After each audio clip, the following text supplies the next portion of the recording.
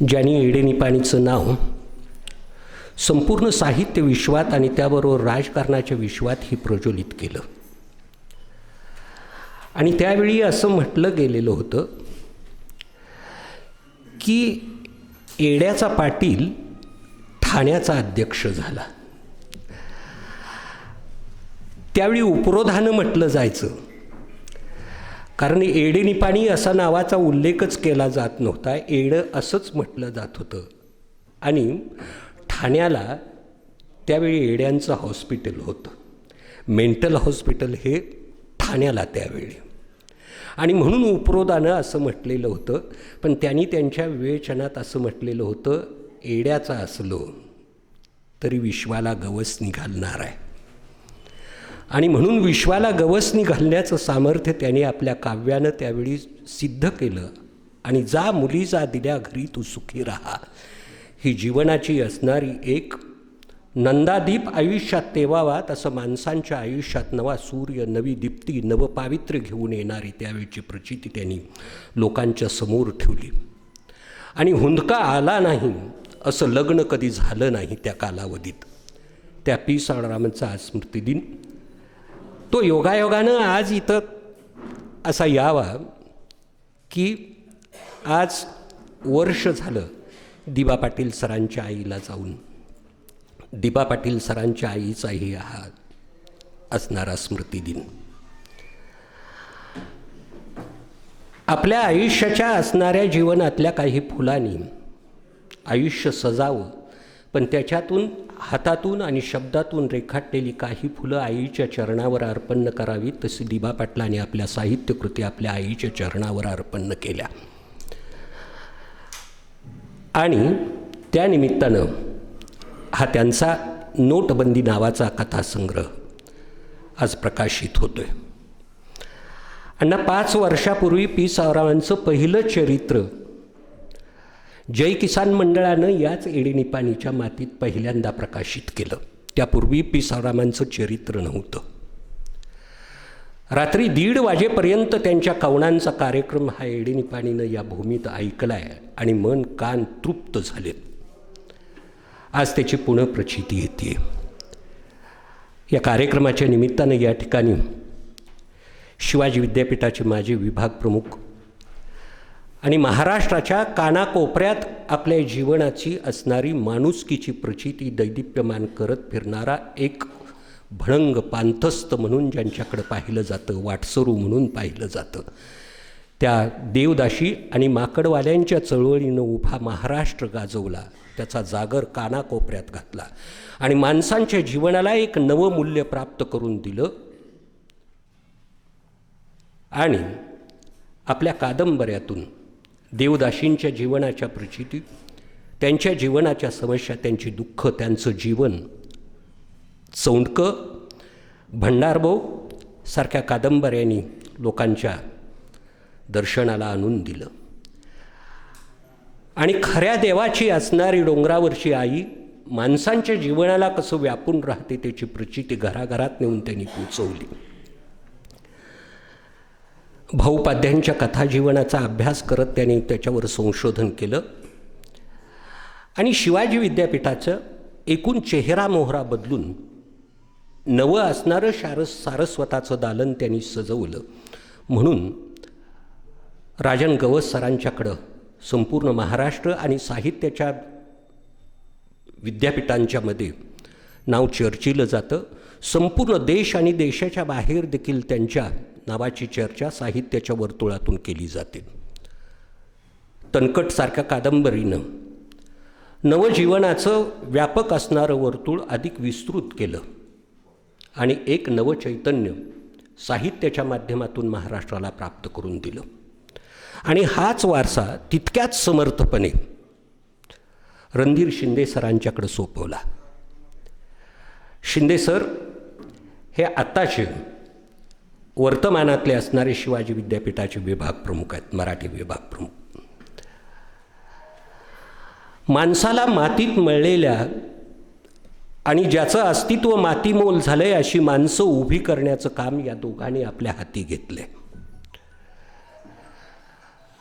नवनाथ गोरेसारख्या एका गौंड्याच्या हाताखाली काम करणाऱ्या विद्यार्थ्याला तिथंपर्यंत आणायचा, MA काय आहे ते समजून सांगायचं, दिवसभर काम करणारं हे पोर सरांच्याकडं जायचं आणि थकून भागून आलेल्या पोराला नवजीवनाची असणारी प्रभात दाखवायची आणि त्याला साहित्य म्हणजे काय समजून सांगायचं आणि साहित्य समजून घेत असताना हा विद्यार्थी घडवायचा आणि त्याचबरोबर त्याची असणारी साहित्यकृती ही कितक्या समर्थपणे कशी लिहिली पाहिजे हे कळून चुकायचं. आतापर्यंत माणसांच्या जीवनाचा एक नवा प्रचितीचा अध्याय म्हणून लोक त्यांच्याकडे पाहायचं. माणसंच आपल्या पाठीमागून ज्यावेळी दीन दलित चालायची त्यावेळी त्यांच्या पाठीमागून ओढली जाणारी तेवढीशी असणारी खराट्या पाट्यांची ती जाणीव नव्या जीवनात कशी बदलून गेली ते बदलून टाकण्याचं सामर्थ्य शिंदे सरांनी नव्या आशयानं लोकांच्या समोर मांडलं आणि या नवनाथ गोरेसारख्या आपल्या विद्यार्थ्याला साहित्याच्या क्षेत्रातलं एक नवं चैतन्य प्राप्त करून दिलं. साहित्य अकादमीचा पुरस्कार हा त्या विद्यार्थीला युवा पुरस्कार पहिल्यांदा मिळाला. तोच पुरस्कार आणि महाराष्ट्र फाउंडेशनचा पुरस्कार गवस सरांनी प्राप्त केलेला होता. जय किसान मंडळाच्या व्यासपीठावर गवसर यापूर्वी येऊन गेलेत. अजून त्यांच्या विवेचनानं या मातीतील असणाऱ्या नव्या सर्जनशील साहित्यिकांची आणि त्याबरोबर इथल्या असणाऱ्या श्रोत्यांची कान अजून तृप्त झालेली नाहीत आणि हा नवीन असणारा एक नवा दिवस पुन्हा मग त्या निमित्तानं दिवा पाटील सरांच्या पुस्तक प्रकाशनाच्या निमित्तानं या ठिकाणी त्यांच्या शुभास्ते आणि उपस्थितीत या अध्यक्षतेखाली संपन्न होतो आहे. समोर पाहिलं की 81 वर्ष पूर्ण झालेत असं दोन्ही अण्णांच्याकडे बघून कधी वाटणार नाही. संगीताचा असणारं वेळ जपावं, मुक्त मनानं जसा परमेश्वराने दिलंय तशा आवाजात मुक्त गीत सादर करावं, कथांचं भरभरून साहित्य लेखन करावं, आपल्या आईचं चरित्र आपल्या वडिलांचं चरित्र आपल्या भाषेत प्रामुख्यानं लिहावं परकाया प्रवेशात. आणि जवळजवळ 25 वर्षापूर्वीचे असणारे ते आई वडील आपल्या शब्दबद्ध करून कादंबरीच्या आपल्या चरित्रांच्या रूपानं लोकांच्या समोर मांडावं असा पुत्र जगाच्या पाठीवर होणे नसतो. परंतु ते असणारं औदार्य आणि ते असणारं पुण्य आपल्या पदरी बांधून घेऊन अण्णांनी च्या उपस्थितीत प्रकाशित होतोय. त्याचं दिवा पाटील सरांनी माननीय आनंदराव काकांना स्वागत अध्यक्ष केलं आणि ही स्वागत करण्याची संधी प्रामुख्यानं आमच्या जय किसान मंडळाला मिळाली. काका धन्य झाले. आज दिवा पाटील सरांचं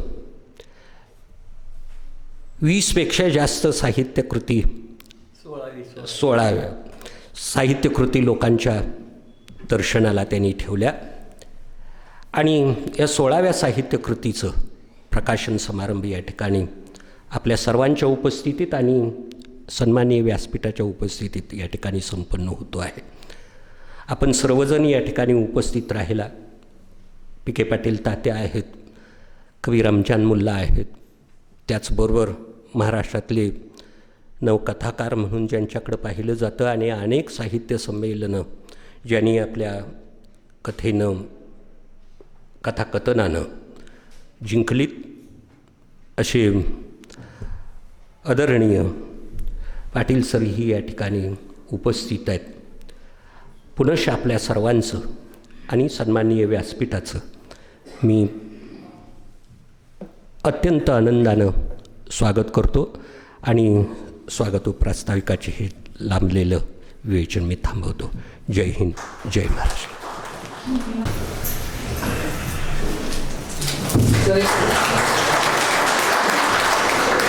धन्यवाद सर.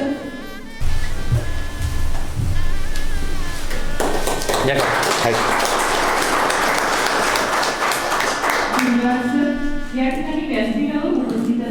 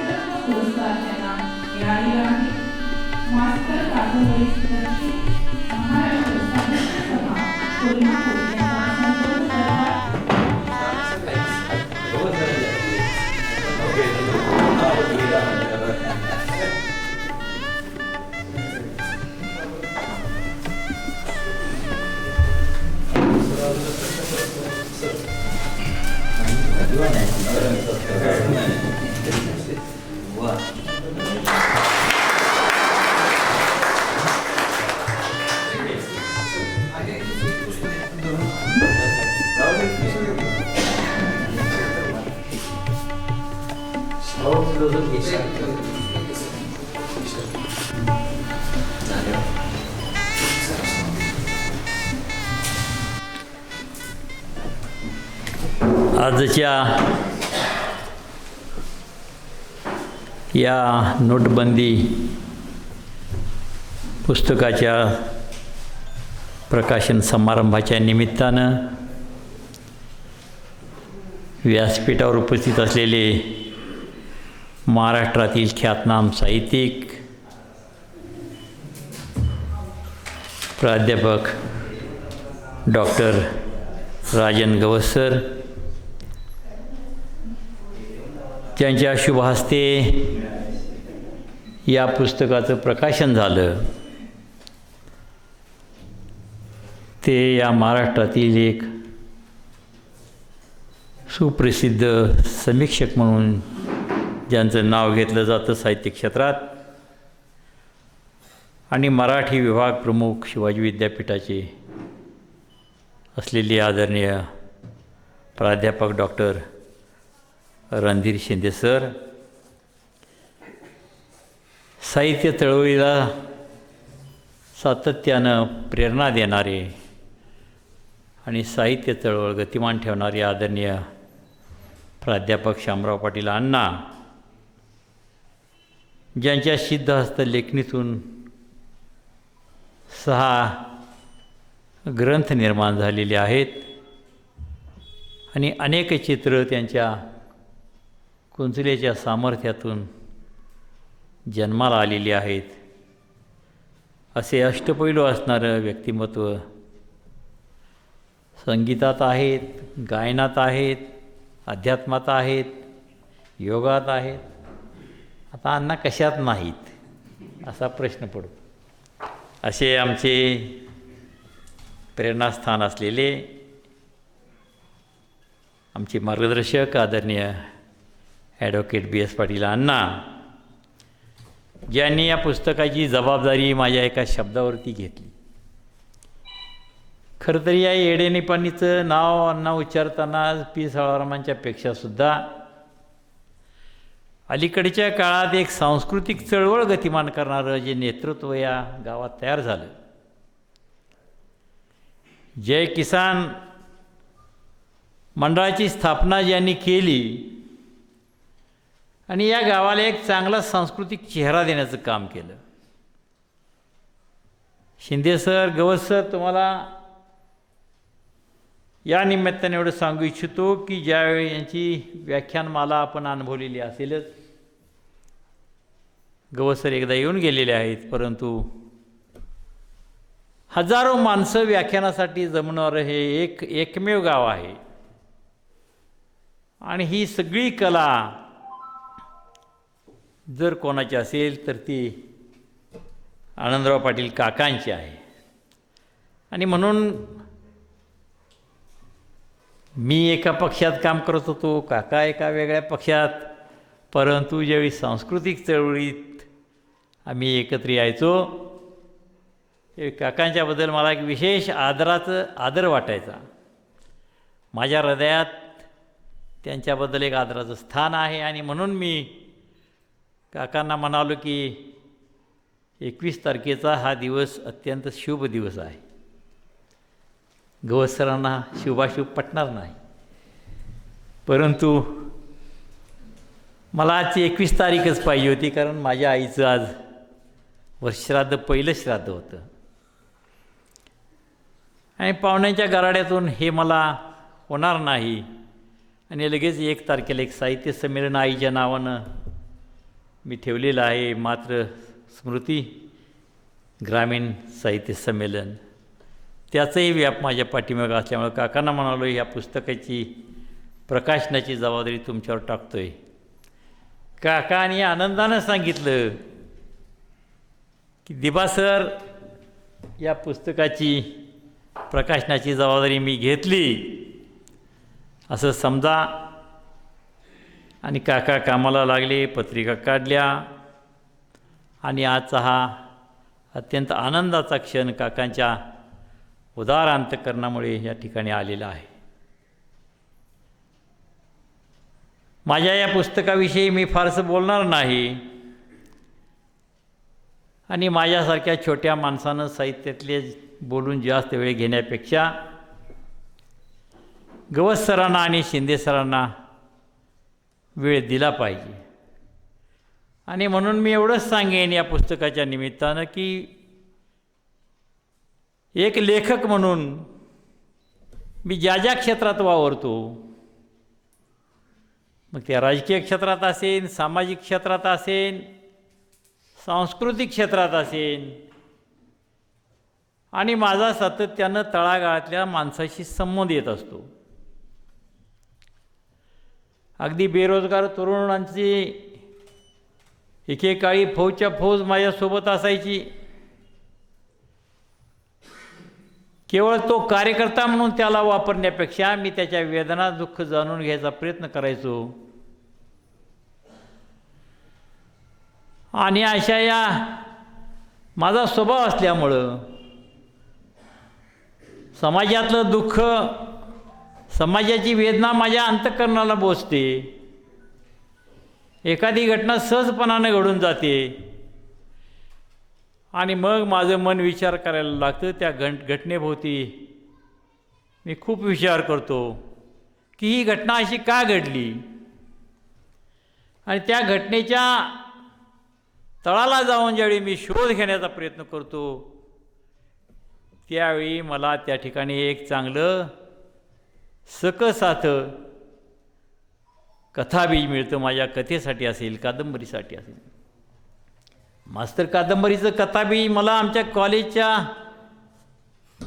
कॅम्पसमध्येच मिळालेलं होतं. आणि बेरोजगार पोरगं एखाद्याच्या दुसऱ्याच्या इंग्लिशच्या पेपरला का बसतं, MA झालेलं पोरगं, BEd झालेलं पोरगं, याचा शोध घेताना मात्र मला फार वेगळी कथा मिळाली. आणि म्हणून त्यावेळी मी मास्तरसारखी एक चांगली कादंबरी लिहिली. आणि यातल्या सगळ्या कथा आहेत या वास्तव कथा बीजावरती उभ्या राहिलेल्या आहेत. शिंदे सरांनी मला फोन केला नोटबंदीच्या बाबतीत. सरांनी ती नोटबंदी वाचली.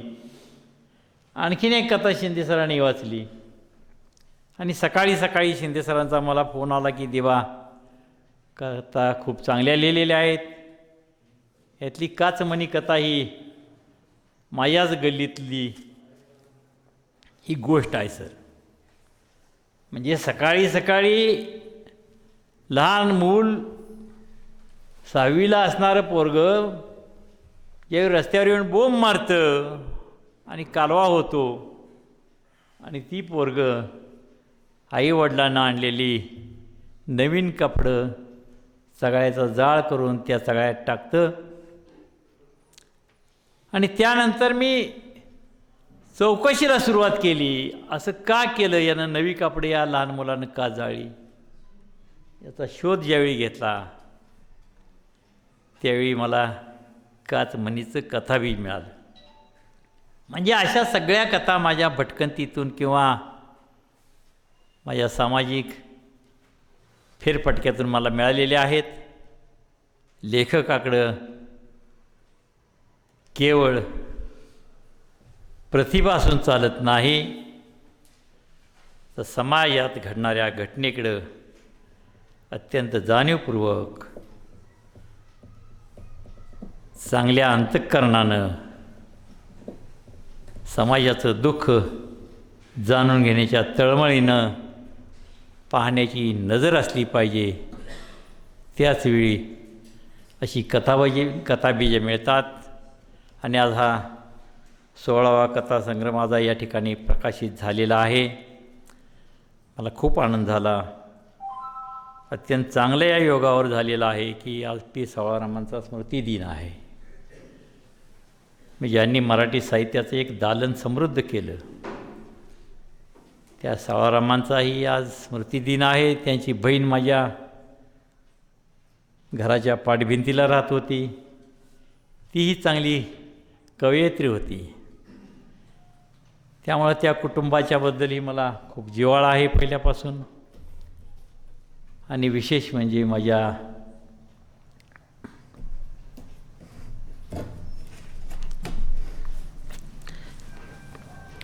मातोश्रीच्या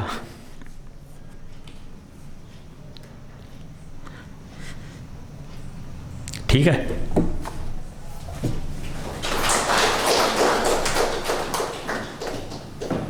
धन्यवाद सर. या ठिकाणी व्यासपीठावर जय किसान मंडळाच्या वतीनं प्रतिदेश लेखक माझे सन्माननीय मित्र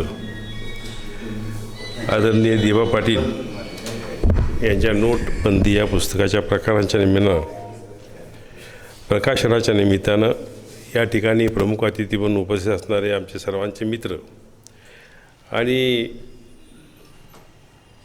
संबंध महाराष्ट्रामध्ये महाराष्ट्राच्या साहित्य प्रांगणामध्ये ज्यांनी आपल्या लेखणीनं एक नवीन विश्व निर्माण केलेलं आहे असे सन्माननीय राजन गवस सर, शिवाजी विद्यापीठातील मराठीचे प्रमुख आणि माझे मित्र रणधीर शिंदे सर, आपल्या सर्वांचे परिचित आणि सर्व क्षेत्रामध्ये कार्यरत असणारे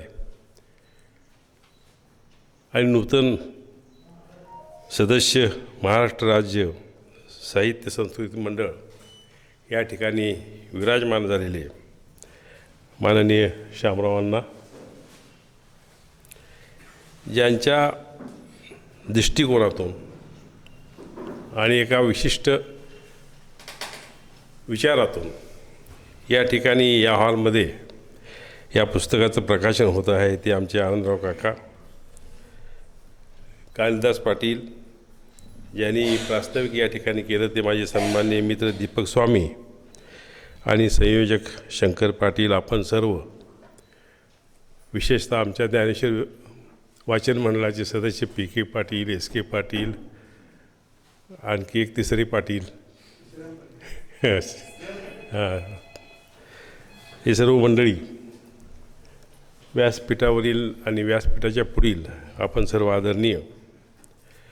खऱ्या अर्थाने या कार्यक्रमामध्ये मी बोलावं अशी अपेक्षा मी ठेवून नव्हतो. शामरावांना आणि आम्ही बाजूला बसावं आणि राजेंद्र गवत सरांचा आणि रणधीर शिंदे सरांचा ऐकावं अशा तऱ्हेचा विचार या ठिकाणी होता. एका विशिष्ट ध्येयानं, विशिष्ट विचारानं वेडं होणारं गाव या सांगली जिल्ह्यामध्ये आणि या तालुक्यामध्ये कुठलं असेल तर ते एडे-निपाणी. आणि म्हणून पांडू मास्तर घ्या, पांडू आकाराम गुरुजी घ्या, हिंदूराव आप्पा घ्या, केरू नाना घ्या, महादू नाना घ्या, म्हणजे ह्या गावामध्ये कुंडलसारखंच, जसं कुंडल आपण क्रांतिसिंहांचं क्रांतीचं धगधगती मशाल घेऊन इंग्रज सरकारच्या विरुद्ध ज्यांनी काम केलं जी.डी. लाडबापूंच्या पुढारीपणामध्ये, तसं या गावामध्ये ही माणसं निर्माण झाली.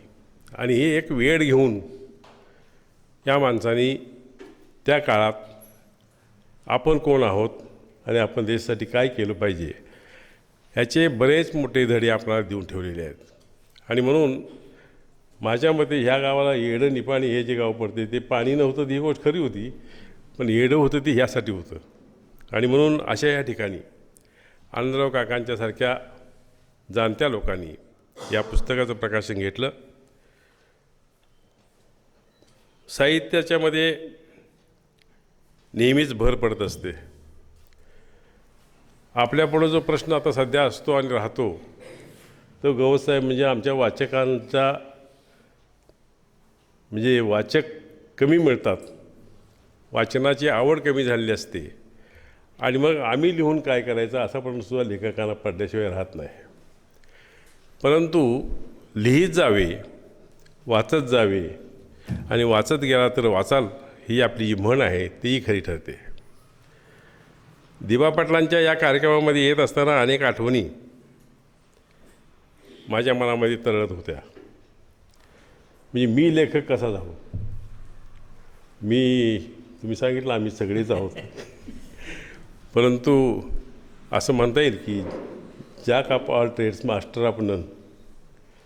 तरी पण आपला सर्वांचा विरंगुळा, सर्वांना आनंद देण्याचा प्रयत्न आपल्या जीवनामध्ये व्हावा या भूमिकेतून सर्व क्षेत्रामध्ये आपण कार्यरत राहणं ही सुद्धा अत्यंत गरजेची गोष्ट आहे. आणि म्हणून मी विचार केला की मी लेखक कसा झालो वयाच्या 65व्या वर्षी, बरोबर आहे ना. तर इतक्या उशिरा हा स्पुल्लिंग पेटवायचं कारण काय. तर काही निमित्तानं अशा कार्यक्रमाच्या निमित्तानं मी ह्यांच्याबरोबर चंद्रकुमार नरगेंच्या कार्यक्रमाला, फमू शिंदेंच्या कार्यक्रमाला, आमचे महाजन साहेबांच्या कार्यक्रमाला जात असे. आणि ते मला एवढंच म्हणायचे, अण्णा तुम्ही लिहित जावा. आता लिहित जावा म्हणजे मी काय लिहित जावा हा प्रश्न पडला.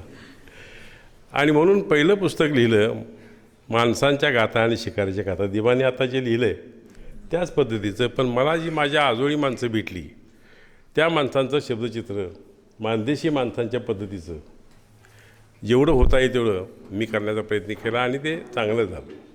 आणि मग आपणाला आपल्या जीवनामध्ये अत्यंत मोठा बदल करू शकणाऱ्या शक्ती कोण असा जर विचार केला तर मग मी विचार करतो की दिबा माझ्याजवळ नसते किंवा मी देवाजवळ नसतो, नरगे सरांजवळ मी नसतो, महाजनांच्याजवळ मी नसतो, गेलो नसतो, तर मी लेखक झालो असतो का. आणि म्हणून या अशा मोठ्या कार्यकर्त्याला म्हणजे लेखनाच्या क्षेत्रामध्ये माझ्यासारख्या सामान्य कार्यकर्त्याला उभारी देण्याचं काम ज्यांनी केलं त्यांच्या ह्या कार्यक्रमाला येत असताना माझ्या पाठीमागं माझ्या भूमिकेमध्ये हा आनंद आहे. आणि म्हणून ही साहित्यकृती मी एवढंच म्हणेन की वाचकाला आनंद दिल्याशिवाय राहणारच नाही, परंतु जी जी पात्र जे ज्या व्यक्तिरेखा तुम्ही या ठिकाणी साकारल्या आहेत त्या व्यक्तिरेखांचं वाचकाचं वाचक रूप त्या व्यक्तीच्या रूपामध्ये होणं एवढी ताकद ह्या लेखनामध्ये नक्कीच आहे. आणि म्हणून मी या प्रसंगी आपणा सर्वांच्या वतीनं लेखक, मित्र, कार्यकर्ते, त्यांनी मग सांगितलं की मी एका पक्षात, आनंदराव एका पक्षात, तसं मी एका पक्षात, हे एका पक्षात.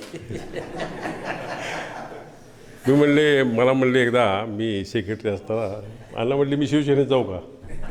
लवकर जावा म्हणून. कारण संधी आहे तिथं जायला काय हरकत आहे. कारण आमचा वाडा मोठा, त्यामुळं आमच्या वाड्यात संधी मिळणं अवघड होतं. आणि म्हणून इतका म्हणजे आज्ञाधारक सेवक संस्थेला मिळाला. आणि माझ्या प्राथमिक अवस्थेमध्ये सेक्रेटरी पदाच्या ज्यांनी सहकार्य केलं त्यामध्ये देवांचा नंबर वरचा आहे. मग आमचे प्राचार्य दाभोळे सर असतील, दिबा असतील, गुणवंतराव जाधव यांचे सर असतील. आणि मग राजन गवसाहेब, मी आता माझा आत्मवृत्त लिहायला लागलो आहे. थोडासा विषयांतर होतं आहे, परंतु योगायोगानं मी आज जे लिहित होतो किंवा जे तपासत होतो त्याच्यामध्ये वसंतदादा आणि राजाराम बापूंचा जो कालखंड आहे, चांदोली नांदोली सगळं आणि ते राजकारण, हे सगळं लिहित असताना या दोन मोठ्या माणसांच्याबद्दल लिहिताना खूप विचार करून लिहावं लागलं. वस्तुस्थिती जी आहे ती आत्मचरित्रामध्ये लिहिलीच पाहिजे, परंतु त्याच्याबद्दलचं आपलं मत काय आहे, मला काय वाटलं त्यावेळेला, माझ्या जीवनावर त्याचा परिणाम काय झाला, हे सांगायचं अत्यंत महत्त्वाचं आणि कठीण काम उरकून या कार्यक्रमाला आलो. आणि आल्यानंतर वसंतदादांच्या हॉलमध्ये राजाराम बापूंच्या छायाचित्रापुढे आणि एका मोठ्या व्यक्तीच्या सहवासात आल्याचा भास झाल्याशिवाय राहत नाही. आणि म्हणून ही मोठी माणसं होती, समाजाचं चांगलं व्हावं म्हणणारी होती, समाजाचं भलं व्हावं म्हणणारी होती, विधायकतेचा ध्यास त्यांनी घेतलेला होता. आणि म्हणून मी त्या लेखनात आता म्हटलेलं एकच वाक्य सांगतो. ही दोन्ही माणसं मोठी होती, पण मोठी कशी होती तर राजाराम बापूंच्या हास्यामध्ये आणि वसंतराव दादांच्या चेहऱ्यावरील शांततेमध्ये जे गूढ होतं ते आजपर्यंत कोणालाही कळलेलं नाही, म्हणून ती मोठी नेते झाली.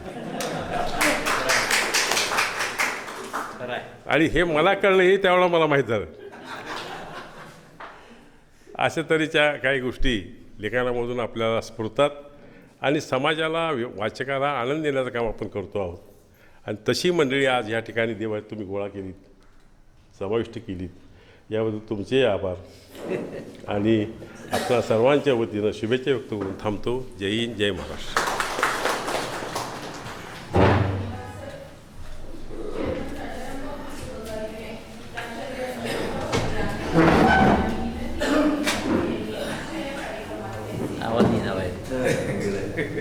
तुमचा आवाज काय बाहेर येत नाही.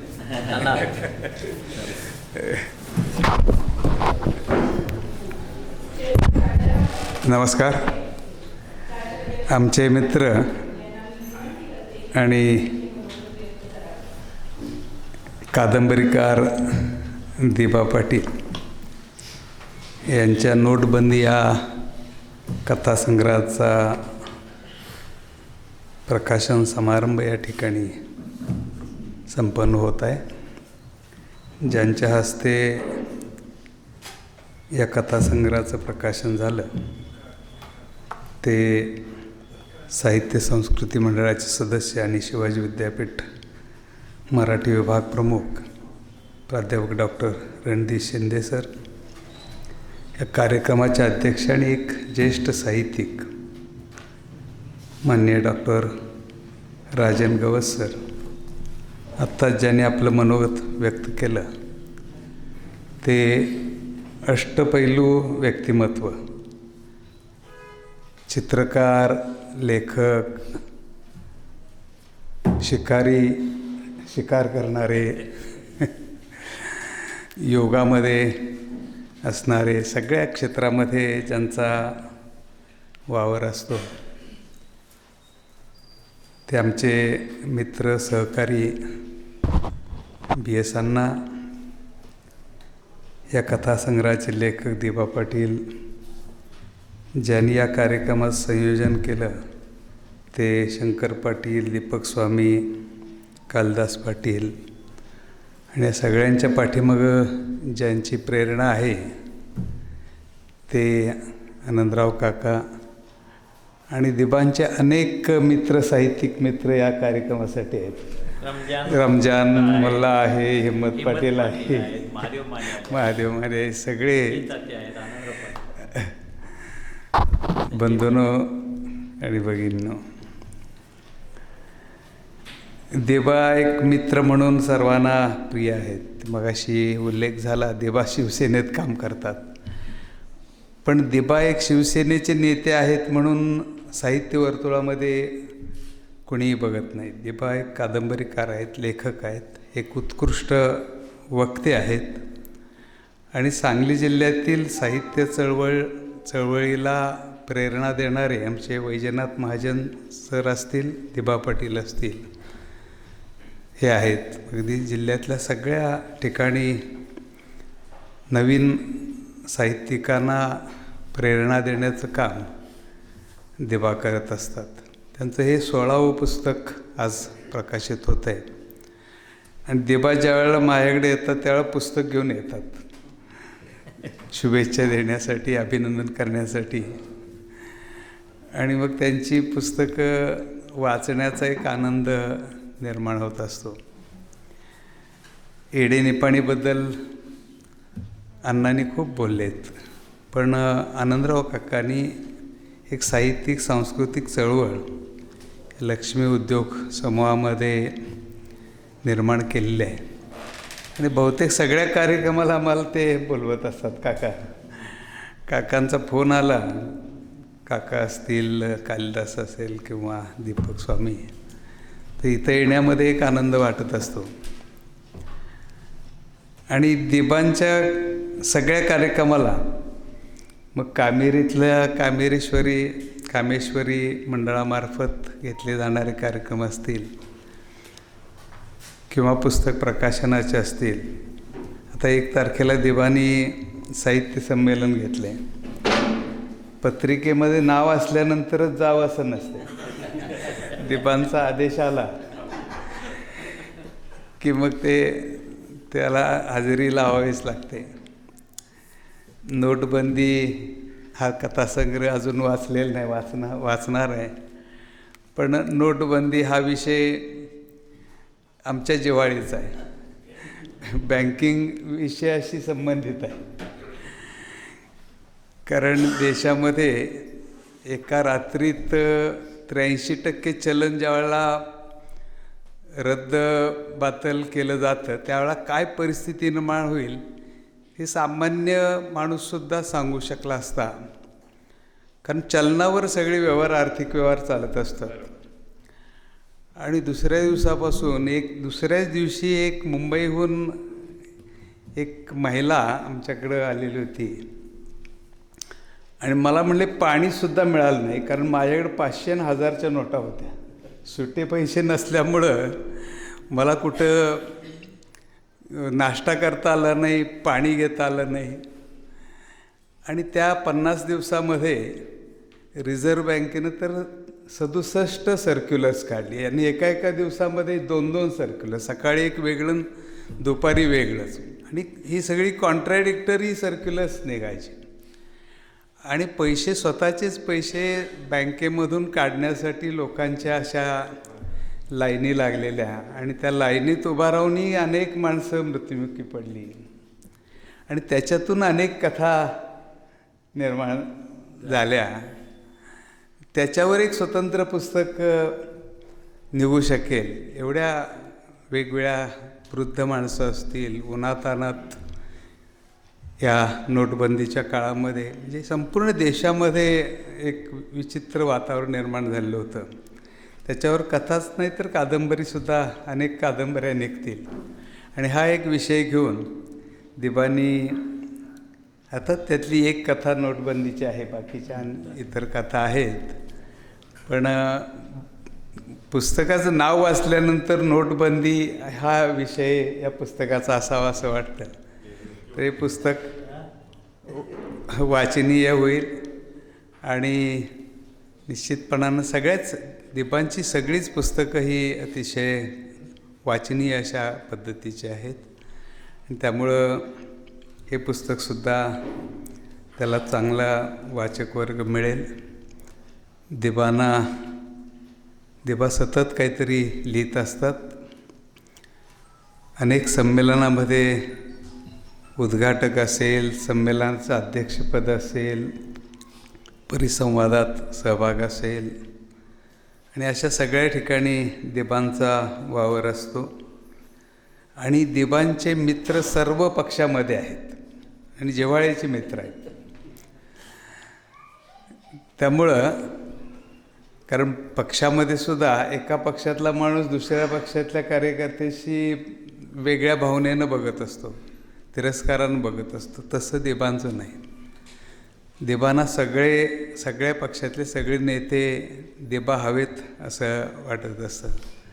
त्या दिबांना मी मनपूर्वक शुभेच्छा व्यक्त करतो.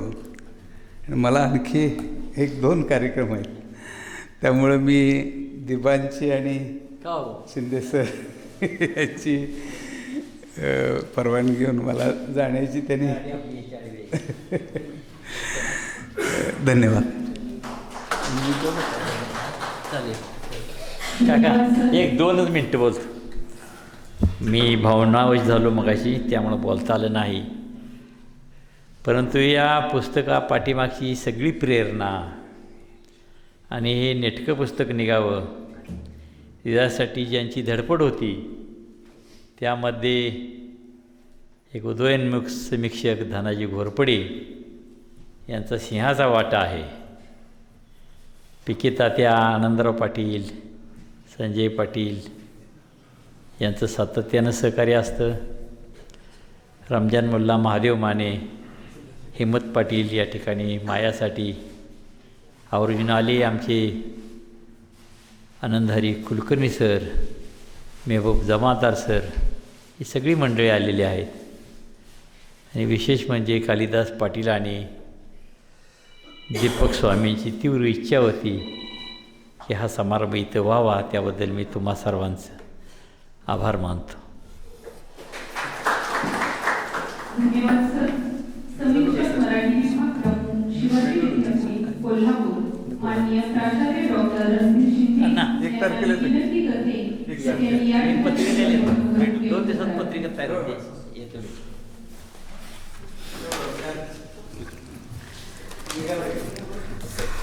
नोटबंदी या दिबा पाटील लिखित कथासंग्रहाचे प्रकाशन आरंभित झालं असं मी जाहीर. ज्यांचं अतिशय आटोपशीर भाषण आपण ऐकलं आणि ज्यांनी आपल्या आईवडिलांची चरित्र इतकी सुबोध भाषेमध्ये लिहिली आणि रंग आणि चित्रांचं ज्यांना खूप आकर्षण आहे आणि विशेषतः समुद्र लाटांचं आणि गाजेचं खूप आकर्षण आहे. मला आश्चर्य वाटलं की एक संस्थाचालक आपल्या संस्थेतल्या एका प्राध्यापकाबद्दल आणि लेखकाबद्दल इतक्या चांगल्या पद्धतीनं, इतक्या सहिष्णू पद्धतीनं आणि इतक्या सुसंस्कृत पद्धतीनं बोलतो, हे अपवादभूत अशा प्रकारचं उदाहरण आहे. लेखनाविषयी आणि साहित्याविषयी खूप आस्था असणारे advocate B.S. Patil sir, Islampur परिसरातील सांस्कृतिक चळवळीतली शामराव अण्णा पाटील, लेखक दिबा पाटील, धनाजी घोरपडे, कार्यक्रमाचे संयोजक कालिदास पाटील, शंकर पाटील, नवी लिहिणारी मंडळी या परिसरातली आहेत, हिम्मत, रमजान किंवा महादेव, आणि आपण सर्वजण एका वेगळ्या कथासंग्रहाच्या निमित्तानं आज आपण इथं उपस्थित आहोत. एडेनिपाणीच्या प्रबोधनाच्या वारशाबद्दल आणि स्वातंत्र्य लढ्यातल्या अतिशय दैदिप्यमान अशा गोष्टींचा आत्ताच पाटील सरांनी उल्लेख केला. अशा एका भूमीमध्ये हा प्रकाशन समारंभ होतो आहे. थोडक्यामध्ये या पुस्तकाबद्दल आणि दिबांच्याविषयी मी थोडक्यात काही सांगणार आहेत, कारण गवस सरांचं ऐकायला आपण सर्वजण, माझ्यासहित आपण सर्वजण उत्सुक आहात. सांस्कृतिक जीवनामध्ये वावरत असताना अनेक घोटाळे होत असतात. एक विद्यार्थी दशेपासून मी दिबांना 2007-08 साली कोल्हापूरमध्ये पाहिलं. कोल्हापूरच्या करवीर साहित्य सभेमध्ये एका साहित्य संस्थेची सभा होती आणि खुर्च्यांमधली जागा अडवण्यासाठी एका व्यक्तीने आम्हाला तिथं बोलवलं होतं आणि ती खूप वादळी सभा झाली होती आणि अध्यक्ष कोणाला करायचं अशी ती सभा होती आणि दिबा फार भावनिक झाले होते आणि खूप बंडखोरपणा, त्यांची देहबोली खूप तिथं बदलली होती, कारण तिथल्या एका ज्येष्ठ व्यक्तीला अध्यक्ष केलं गेलेलं नव्हतं. तर आणि नंतरही मला स्वतःला असा एक प्रश्न, हा कथासंग्रह की मी देखील अनावधानानं किंवा आपल्या स्वतःच्या वावरामुळे देखील आपण काही गोष्टींकडं दुर्लक्ष करतो, असा एक अपराधभाव माझ्या मनामध्ये या कथा वाचून निर्माण झाला. ते पुन्हा ज्या राजकीय पक्षामध्ये वावरले त्यामुळे देखील आपली एक समजूत होती की ते फार गंभीरपणानं घ्यायची गोष्ट नाही. आणि तिसरं, मी त्यांना म्हणालो देखील की तुमच्या आजूबाजूच्या किंवा नंतरच्या पिढीतल्या लोकांनी, म्हणजे साहित्यामध्ये देखील सांस्कृतिक जीवनामधील एक मार्केटिंग नावाची गोष्ट आली आणि ती गाजावाजा करून सतत तुम्हाला फोकस लोकांच्या समोर ठेवावे लागते. तसं दिबा ते करत आलेले नाहीत. एक माणूस म्हणून त्यांच्या उमदेपणाचा आपणा सर्वांना परिचय आहे. आणि मला देखील स्वतःला आपण इतके दिवस या माणसाच्या कथा आणि पुस्तकं फार गंभीरपणानं वाचल्या नाहीत असं वाटत आलं. या कथासंग्रहाचा जो विषय आहे ते ग्रामीण साहित्यासंबंधी आणि ग्रामीण साहित्याच्या परंपरेमध्ये खूप परिवर्तनं झालेली आपल्याला दिसतील. व्यंकटेश माडगूळकरांच्या कथेपासून ते आजच्या कथेपर्यंत खूप बदल किंवा काही वेगळ्या गोष्टी ग्रामीण साहित्यामध्ये आल्या. नव्या लिहिणाऱ्यांच्या पुढं हा एक आधीचा प्लॅटफॉर्म होता की आधीच्या लोकांनी काय लिहिलेलं आणि आपण काय लिहितो आहोत. आणि दिबा या नोटबंदीमधून कोणत्या प्रकारचं भावविश्व ग्रामीण जीवनातलं आणू पाहतायत. मधल्या एका काळावरती कथाकथनांचा एक आणि खेड्यातल्या माणसांकडं टिंगलीचा विषय म्हणून देखील मधल्या एका फेजमध्ये ग्रामीण लेखकाने रंगवलेला आपल्याला दिसतो. आणि कथाकथनाचं रूप देखील मोठ्या प्रमाणामध्ये ग्रामीण लेखकांनी आणलेले आपल्याला दिसतात. या कथांमधून एक 3-4 सूत्र कोणती आली त्याबद्दल फक्त मी सांगतो आहे. एक शीर्षक जी कथा आहे, म्हणजे समकालीन जीवनातल्या गेल्या 2 वर्षामध्ये ज्या प्रकारचं आपल्या अवतीभोवती वास्तव आहे आणि यातली शीर्षक कथा जी आहे नोटबंदी आणि कोरोनावरती एक कथा.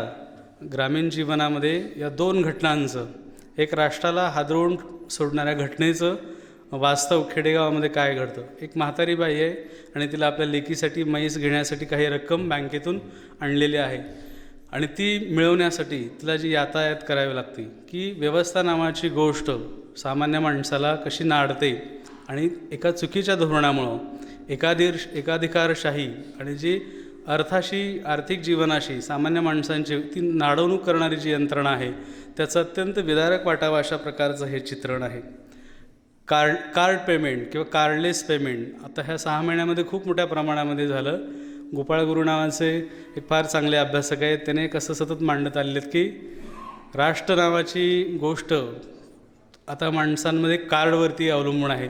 जर तुम्हाला कार्ड असेल तर इथं काहीतरी अस्तित्व आहे, तुम्हाला ओळख आहे. जर तुम्हाला काही कार्ड नसेल तर तुम्हाला इथं ओळख नाही. डोंगर कपाऱ्यातील आदिवासी समूह, त्यांच्याकडे कोणत्याच प्रकारचं कार्ड नाही. तर त्यांचं जग काय असेल, त्यांचं जीवन काय असेल, त्यांचा व्यवहार काय असेल. तर अशी एक एकाधिकारशाही स्वरूपाची, राष्ट्राची एकल अशा स्वरूपाची जे नाडवणूक करणारी गोष्ट आहे, अशा एका असंवेदनशील अशा राष्ट्रीय घटनेचे पडसाद सामान्यांच्या जीवनामध्ये काय उमटतात की सबंध गावचा व्यवहार ठप्प होतो. दूधवाला असेल, भाजीवाला असेल की ज्यांच्याकडं नोटच आहे आणि ती चालत नाही आहे आणि ती घेण्यासाठी आपली रक्कम घेण्यासाठी जी यातायात करावी लागते, बँकांमध्ये चक्रा मारण्याने एका म्हाताऱ्या माणसाचा मृत्यू होतो. तर त्या काही नेटवरनं आपण पाहिलं असेल की किंवा अनेक ठिकाणचे आर्थिक सर्वे देखील की किती भारतामध्ये रांगेमध्ये उभं राहून किती माणसांना मरण पत्करावं लागलं. तर या गोष्टीकडे फार निष्ठुरपणाने, क्रूरपणानं एका राष्ट्रामधला एक राजकीय पक्ष अशा प्रकारची गोष्ट, असा एक विषय आणि असं एक दुष्टचक्र. कार्डलेस किंवा कॅशलेस अशा प्रकारची व्यवस्था आणली आणि या काळामध्ये खेडेगावामध्ये काय झालं. आणि याच्यात दुसरे कंगोरे म्हणजे तो जो म्हातारा मनुष्य मरण पावतो आणि तरुण पिढी त्यांना काहीही वाटत नाही. करोना काळामध्ये सार्वजनिक आरोग्यामध्ये गाव पातळीवरती माणसांच्या नात्यामध्ये जे एक पराकोटीची असंवेदनशीलता आली त्याचं एक चित्र त्यांच्या या काही कथांमधून आहे.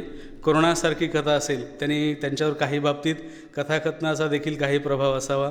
तर त्या कथेमध्ये मात्र त्यांनी विनोदाच्या किंवा मिश्किलतेच्या अंगानं करोनाचं चित्र त्यांनी रेखाटलेलं. वास्तविक याचे अनेक खोलवरचे कंगोरे त्यांना शोधता येऊ शकले असते, पण त्यांच्यावरती काही गोष्टीत कथाकथनाचा देखील प्रभाव असावा. दुसरं एक सूत्र त्यांच्या या कथांमध्ये गावगाड्यातलं बदलतं राजकारण ते किती टोकाला गेलेलं आहे. आरक्षणापासून ग्रामसभेमध्ये ज्या पद्धतीच्या घडामोडी घडत राहतात, दुसऱ्याच व्यक्तीच्या नावावरती खोट्या सह्या घेऊन भ्रष्टाचाराच्या किंवा विविध योजना, सहकारी योजना कशा पद्धतीनं राबविल्या जातात, आपल्या अवतीभोवती ज्या प्रकारचं चित्र समाजकारणामध्ये आणि राजकारणामध्ये आहे, तर ते एक सूत्र त्यांच्या या कथांमधून प्रभावीरित्या आलेलं दिसतं. एका वेड्या माणसाची जो शिक्षित आहे त्याची एक सही घेऊन हे राजकारण कशा पद्धतीनं खेळवलं जातं, किंवा दारूबंदीसारखा विषय असेल त्या पद्धतीचं राजकारण खेडेगावामध्ये कशा पद्धतीनं आलं. तर ह्या गेल्या 20 वर्षातल्या ग्रामजीवनातल्या बदलत्या राजकारणातलं, त्यातल्या भ्रष्टाचाराचं, नैतिक अधपतनाचं, मूल्यऱ्हासाचं एक चित्र त्यांच्या काही कथांमध्ये आहे. तिसरं एक सूत्र ते बोलताना त्यांनी एक काचमणी नावाची गोष्ट सांगितली. त्यांच्या एक लेखक म्हणून किशोरवयीन मुलाविषयी आणि लहान मुलाविषयीचं एक कमालीचं आणि पराकोटीचं आकर्षण एक लेखक म्हणून त्यांना आहेत. आणि अशा 3 कथा या संग्रहामध्ये, गुरुजी नावाची कथा, काचमणी नावाची कथा आणि छब्या नावाची कथा. तर या 3 कथांमधून मराठीमध्ये काही लेखकांनी, म्हणजे प्रकाश संतांनी केलं असेल किंवा आणखी काही लेखकांनी केलं असेल, पण दिबा गावगाड्यातल्या आणि त्याला एक मध्यमवर्गीय, म्हणजे प्रकाश संतांच्यामध्ये केवळ आणि केवळ कुटुंबाचा एक संदर्भ आहे किंवा त्याच्या लहान मुलांच्या जगण्याचा संदर्भ आहे. दिबांचं बालविश्वाचं जे आकर्षण आहे त्याला एक सामाजिक संदर्भ आहे. खेडेगावामध्ये जे कुटुंब आहे, शेतमजूर आहे, दारिद्र्यामध्ये खितपत पडलेला समूह आहे, जगण्याचे वांदे आहेत, संघर्ष करावा लागतो, असा एक सामाजिक संदर्भ त्यांच्या कथांमध्ये असं आपल्याला दिसतं. आणि त्या 2 कथा की या 2 मुलांचं आपल्या कोकरावरती किंवा बकऱ्यावरती विलक्षण अशा प्रकारचं प्रेम आहे. आणि कुटुंबातल्या दारिद्र्यामुळं या 2 बकऱ्यांना बळी द्यावा लागतो कुटुंबातल्या माणसांना, नवसामुळं असेल किंवा आणखी काही गोष्टीमुळं असेल. तर जो एक मायेचा लळा या या गोष्टींबद्दल लहान मुलांच्यामध्ये असतो, तर त्याचं कमालीचं परमोत्कर्ष वाटावं अशा प्रकारचं चित्रण दिबांच्या कथांमध्ये आहे. गुरुजी अगदी तो जो मुलगा आहे की त्याला फसवून आईवडील तालुक्याच्या गावाहून त्याला कपडे आणतात आणि दुसऱ्या आणल्यानंतर ते कोकरू किंवा बकरं गायब असतं. तो पळत जातो आणि खाटकाच्या ठिकाणी बघतो बकरी सोललेली असतात आणि आपलं बकरं कोणतंही त्याला कळत नाही. तो स्तब्ध होऊन काही 3-4 मुंडकी पाहतो, 4 पाय पाहतो आणि 4 पायांना त्यानं जे काचेचे मणी आवडीनं आणलेले असतात ते बांधलेले असतात, ते 4 पाय दिले असतात. आणि तिथं तो कोसळतो, घरी येतो, आणलेले कपडे घेतो आणि एका गवताच्या ढेगावरती जाळून टाकतो. तर हा जो एक खेडेगावातल्या मुलांचा या बकऱ्यांशी जुलाळा असतो आणि एका अर्थानं निरागसता आणि हिंस्रता आणि त्यातला एक दारिद्र्याचा ताण देखील या कथेमध्ये आहे. ती आई त्याला म्हणते की तुला दारिद्र्यानं हरवलं, तुला गरिबीने हरवलं. तर हा देखील एक खूप वेगळा अशा प्रकारचा भाग दिबांच्या कथांमधून आलेला आपल्याला दिसतो. तशी गुरुजी देखील ही कथा की एक तरुण पोरसौदा मुलगा जो अभ्यासामध्ये हुशार आहे आणि दिबा हे एक कथा सांगत असताना त्याला ग्रामीण जीवनातले, कुटुंबातले किंवा सामाजिकतेचे संदर्भ खूप येतात की समकाळातल्या तरुणांच्या शिक्षित वैफल्याचं, भ्रमनिराशतेचं, विफलतेचं देखील एक चित्र आहे की तो मुलगा एका चांदोलीसारख्या दुर्गम भागामध्ये, एका खेडेगावामध्ये शिक्षक म्हणून जातो. तो MPSC करत असतो, पण 1 वर्षभरामध्ये तिथं तो राहतो. तिथल्या मुलांना त्याचा लळा लागतो, खूप चांगलं शिकवतो आणि त्याला मंत्रालयात एका वरच्या पदाची ऑर्डर येते आणि तो सोडून जायला तो निघतो. तो जो प्रसंग त्याने रेखाटलेला आहे की पाऊस अखंड कोसळत असतो आणि चिखलामध्ये सगळी मुलं त्याला सोडायला आली असतात. ती जी तगमग आहे, ती जी घालमेल आहे, म्हणजे माडगुळकरांच्या झेल्यामधली असेल तर ती फार सुरेख. आणि तो नायक तो राजांना तिथं फाडून टाकतो आणि पुन्हा आपल्या त्या मुलांच्या सहवासामध्ये जातो. तर एक लेखक म्हणून या किशोरवयीन मुलांच्या भावविश्वाबद्दल आणि त्यांच्या जगाबद्दल एक अस्वस्थ आणि संवेदनशील कोपरा त्यांच्या मनामध्ये कायम आहे. काळबदलाच्या परिवर्तनामध्ये खूप बदल झाले खेडेगावामध्ये, कुटुंबामधले ताण निर्माण झाले, मूल्यऱ्हासाच्या नव्या गोष्टी घडत राहिल्या, शेतकरी कुटुंबामध्ये आणि शेतकरी कर्जबाजारी होतो यासारख्या कथा, किंवा वृद्धाश्रम नावाची कथा आहे. ही देखील फार उल्लेखनीय कथा आहे की एका डोंगराळ प्रदेशातल्या फक्त स्त्रिया करवंद विकून बाजारामध्ये जाऊन करवंद विकणाऱ्या बायांची कथा, वृद्ध माणसांची, आणि त्यांचं जग कोणत्या प्रकारचं आहे. सासू आणि सून यांच्यामधला जो तणाव आहे, संघर्ष आहे, नवी पिढी आणि जुनी पिढी यांच्यामधला एक तणाव खूप वेगळ्या पद्धतीने या कथांमध्ये त्यांनी रेखाटलेलं आहे असं आपल्याला दिसतं. तर ही काही ग्रामीण जीवनातली बदलाची चित्र दिबांच्या कथांमधून आहे. अगदी यांच्या कथांची वैशिष्ट्य, बऱ्याचशा कथांचा शेवट हा सुखांत स्वरूपाचा आहे. माणसं निराशेनं, वैफल्यानं आत्महत्या करत नाहीत. अशा 2 कथा यामध्ये आहेत की ती जी करवंद विकणारी बाई आहे, ती करवंद विकून 2,000 रुपये आणते आणि जी वृद्धाश्रमाच्या चर्चा ऐकून ती सुनेला 2,000 रुपयाची नोट देते आणि गुण्या गोविंदानं ते एका घरात गुण्या गोविंदानं राहतात.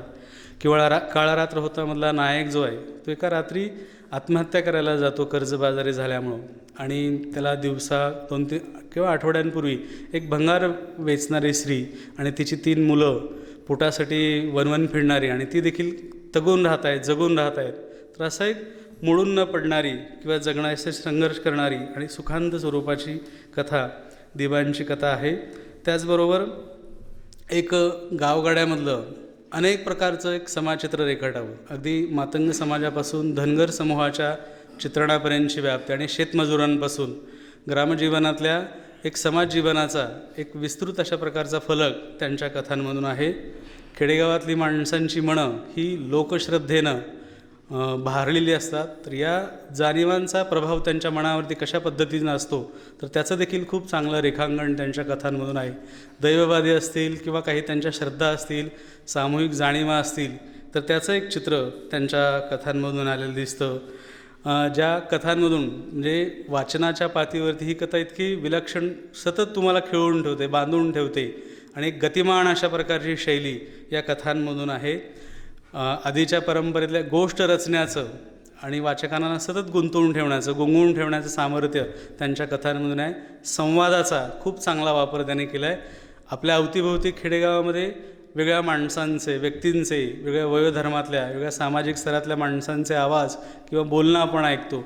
तर ह्या बोलण्याला कथारूप त्याने दिलेलं आहे आणि ह्या बोलण्यावरून त्या पात्राचं किंवा त्या व्यक्तीचं मानसविश्व किंवा त्याचं सामाजिक अस्तित्व किंवा तो काळ, परिस्थिती याचं देखील फार चांगल्या स्वरूपाचं चित्रण आले. काही कथा ह्या व्यक्तिचित्रणात्मक स्वरूपाच्या कथा आहेत असं आपल्याला दिसतं आणि या अर्थानं नोटबंदी या संग्रहातील त्यांची कथा महत्त्वपूर्ण आणि वैशिष्ट्यपूर्ण अशा प्रकारची आहे. एका कथेमध्ये, काळरात्रासारख्या कथेमध्ये खूप मोठा स्पॅन, म्हणजे वडील मृत्यू पावतात किंवा त्या मुलाचं आयुष्य देखील खूप वर्षांचा कालखंड त्यांनी चित्रित केलेला देईल अशा काही गोष्टी असल्या आणि करोनासारखी कथा त्यांना खूप शक्यता होत्या शोधण्याच्या, तर ती काही विनोदाच्या अंगाने किंवा मिश्किलतेच्या अंगाने त्याने रेखाटलेलं आहे. पण तरी देखील एक समृद्ध अशा प्रकारचा वाचनानुभव आणि ज्या ग्रामीण कथा परंपरेमध्ये खूप सकस आणि चांगली कथा गणली जावी असं एक त्यांच्या कथेचं रूप आहे. गावगाड्यातल्या बदलाची आणि परिवर्तनाची रूपं आणि सामाजिक हस्तक्षेपाची आणि जीवनाकडं, सामाजिक जीवनाकडं बघण्याचा त्यांचा म्हणून स्वतःचा एक दृष्टिकोन आहे. ह्या गावगाड्याविषयी आस्था आहे, जिव्हाळा आहे आणि म्हणूनच सामाजिक जीवनाचं इतकं विस्तृत वेगळ्या स्तरांमधलं चित्रण ते करू शकलेले आहेत. या अर्थानं त्यांची कथा मला महत्त्वाची वाटती. आपण ती कथा जरूर वाचावी. मी दिबांना या निमित्तानं शुभेच्छा देतो आणि आपण ती कथा जरूर असं इच्छा व्यक्त करतो. संयोजकांचे आणि आपले आभार मानतो आणि थांबतो. आजच्या कार्यक्रमाचे अध्यक्ष सुप्रसिद्ध साहित्यकार आणि प्राचार्य डॉक्टर राजन गोवस यांनी त्यांचे मनोगत व्यक्त केले. नमस्कार. या कार्यक्रमासाठी खास उपस्थित असणारे ॲडव्होकेट BS अण्णा, त्यांच्या अष्टपैलूपणाबद्दल खूप बोललं गेलं आणि ते अगदी मनस्वी आहेत.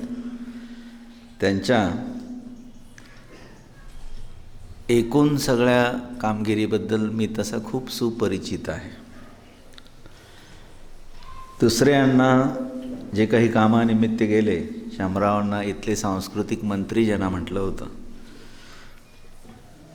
रणधीर शिंदे सरांनी अतिशय विस्तारानं प्रत्येक कथांचा आशय आणि तिची वैशिष्ट्य ही आपल्यासमोर ठेवलेली आहे.